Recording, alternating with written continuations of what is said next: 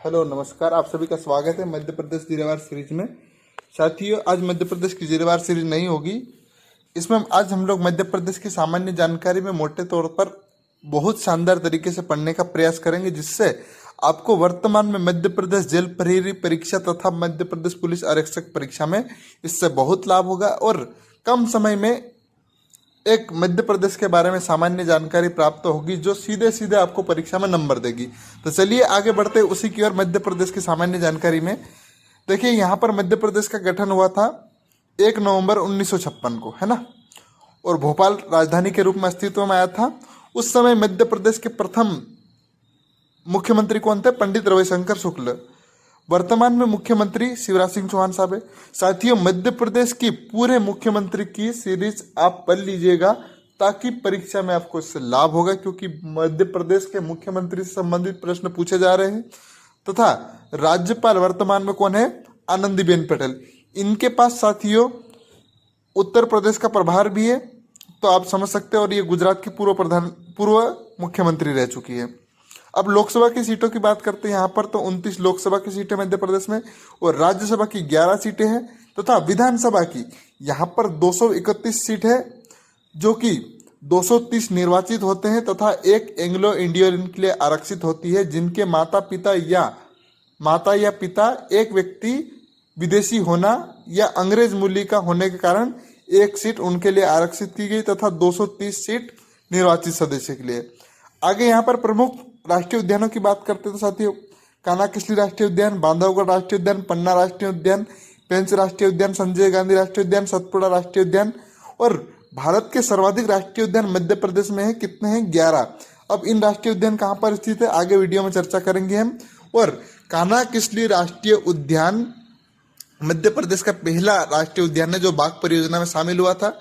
आगे हम लोग चर्चा करते हैं। मध्य प्रदेश 5 राज्यों के साथ सीमा साझा करता है, इसको भी मानचित्र में चर्चा करेंगे आगे।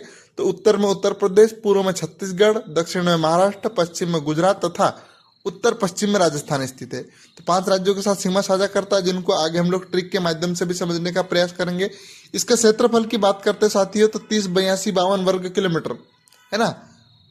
30-82-52 वर्ग किलोमीटर मध्य प्रदेश की है तथा पूरब से पश्चिम का विस्तार है इसका 870 किलोमीटर और उत्तर से दक्षिण 605 किलोमीटर। इसको भी मानचित्र हम लोग समझेंगे। यहाँ पर 6 लोक संस्कृतियां समावेशी संचारित है, जिसमें निमाड़ है, मालवा है, बुंदेलखंड, बघेलखंड, महाकौशल और ग्वालियर। इन चित्रों को भी हम चर्चा करेंगे। निमाड़, मालवा कौन कौन सा क्षेत्र है, तो यहाँ पर मानचित्र में आगे चर्चा करेंगे। मध्य प्रदेश के अन्य नाम में क्या क्या है? टाइगर स्टेट, सोया स्टेट, हृदय प्रदेश, मध्य भारत, लघु भारत। यहाँ पर बहुत सारी नदियां बहती है, इसके कारण नदियों का मायका भी कहा जाता तथा central province and Berar. Tiger state, soya state, हृदय प्रदेश, मध्य भारत, लघु भारत, नदियों का मायका, सेंट्रल प्रोविंस एंड बरार यानी सीपीएन बरार भी कहा जाता है। आगे हम लोग चर्चा करेंगे। ये मध्य प्रदेश के जो पड़ोसी राज्य है उसको ट्रिक के माध्यम से समझने का प्रयास करेंगे। तो देखिए, गुमछोरा, गु से गुजरात, म से महाराष्ट्र, छ से छत्तीसगढ़, उ से उत्तर प्रदेश तथा रा से राजस्थान। तो गुमछोरा से क्या होता है? गुजरात, महाराष्ट्र, छत्तीसगढ़, उत्तर प्रदेश और राजस्थान।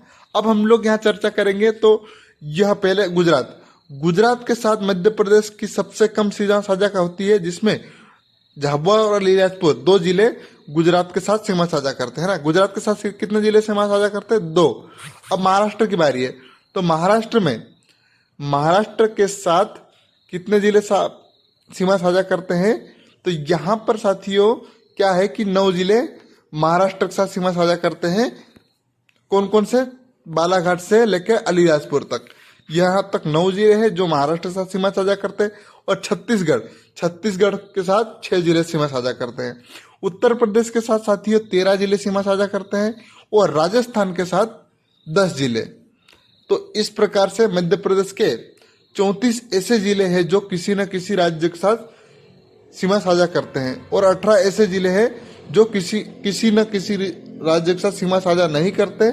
तो इस प्रकार से आप मध्य प्रदेश को समझ सकते हैं। आगे हम लोग देखेंगे यहाँ पर मध्य प्रदेश के राष्ट्रीय उद्यान जो किस प्रकार से समझते हैं हम लोग। तो माधवन, पन्नापुड़ा, बांडेश्वर, संजीवम, पेंच चान्हा, इस प्रकार से आप इसको याद कर लीजिएगा। क्या है? माधवन, पन्नापुड़ा, बाधेश्वर, संजीवाश्म और पेंचाहा। तो माँ से क्या होता है? माधव शिवपुरी, माधव राष्ट्रीय उद्यान शिवपुरी में है। और माध से ना, वन से क्या? वन विहार जो कि भोपाल में स्थित है। और पन्ना, पन्ना राष्ट्रीय उद्यान पन्ना में स्थित है। सतपुड़ा, पुड़ा यानी सतपुड़ा होशंगाबाद में स्थित है। बांधवगढ़ राष्ट्रीय उद्यान बांदे से होता है जो कि उमरिया जिले में स्थित है। अब आप यहाँ पर मानचित्र में भी देख सकते हैं, शिवपुरी, वन विहार भोपाल और पन्ना यहाँ पर आप देख सकते हैं, तथा सतपुड़ा होशंगाबाद में स्थित है। और क्या आता है? बांधवगढ़ जो कि उमरिया में स्थित है। उमरिया कहाँ पर स्थित है? यहाँ पर। अब क्या बचा है? ओंकारेश्वर, स्वर से ओंकारेश्वर जो कि खंडवा जिले में स्थित है। अब संजीव गांधी राष्ट्रीय उद्यान कहाँ पर है? सीधी में। ये पूछा जा सकता साथियों, अभी वर्तमान में राष्ट्रीय उद्यान पे प्रश्न बहुत सारे बन रहे हैं, तो इनको जरूर से कॉपी में नोट करके याद करें। नोट करने की तो जरूरत ही नहीं है फिलहाल में, क्योंकि परीक्षा का समय चल रहा है। तो सीधे सीधे आपको याद करना है जीवाश्म। यहाँ पर डायनासोर का जीवाश्म और डिंडोरी में भी जीवाश्म का राष्ट्रीय उद्यान है। तो आप कहाँ पर है? धार जिले में। धार जिले में जीवाश्म का उद्यान है और डिंडोरी में भी राष्ट्रीय उद्यान है जीवाश्म का। अब अगला कौन सा आता है? पेंचाहा, है ना, पेंचानहा बचा। तो पेंच से क्या बनता? सिवनी, पेंच राष्ट्रीय उद्यान सिवनी में स्थित है। सिवनी कहाँ पर स्थित है? ये यहाँ पर स्थित है, आप देख सकते हैं मानचित्र में। अब अगला क्या बचता है? सिवनी, यहाँ ये बालाघाट के पास में। अब कान्हा राष्ट्रीय उद्यान भी बालाघाट में स्थित है। तो इस प्रकार से मध्य प्रदेश की जो बहुत ही महत्वपूर्ण राष्ट्रीय उद्यान है, हम लोगों ने माधवन, पन्ना, पुड़ा, बांदेश्वर, संजीवाश्म, पेंचाहा के माध्यम से समझा। अब साथियों, मध्य प्रदेश की 30-82-52 वर्ग किलोमीटर की इतना क्षेत्रफल है और उत्तर से दक्षिण में 605 तथा पूरब से पश्चिम में 870 किलोमीटर मध्य प्रदेश की लंबाई है। तो इस प्रकार से हम लोगों ने मध्य प्रदेश को समझा। साथियों, जानकारी बहुत अच्छी लगी होगी, उम्मीद करता हूँ जानकारी अच्छी लगी तो इस चैनल को सब्सक्राइब करें, लाइक करें, ताकि हम आपको इस क्षेत्र में और अच्छी जानकारी देने का प्रयास करेंगे। धन्यवाद। जय हिंद, जय भारत।